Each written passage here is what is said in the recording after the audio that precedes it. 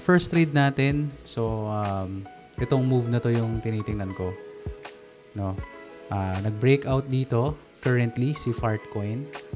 Kaya bullish yung mga bias ko ngayon is that at the current price ni Bitcoin, lumilipad si Bitcoin.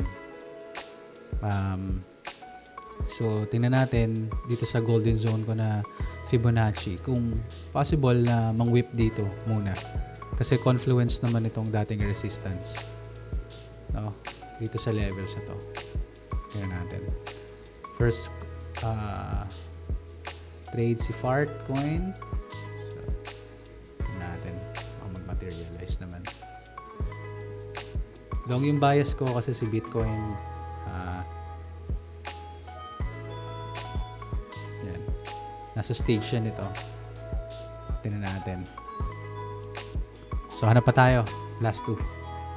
So, Monday ngayon, June 9. Tingnan natin yung ating trade last Friday. Isa lang yung naging trade natin eh. Dahil wala akong nakitang setup last Friday. So, tingnan natin.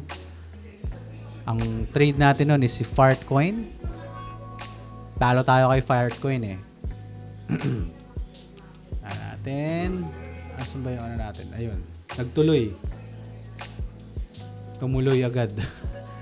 So, yun yung result. Ngayon, hahanap tayo ngayong gabi. Bawi tayo. Monday ngayon. So, ang tinatry kong this week siguro ang goal ko is humanap ng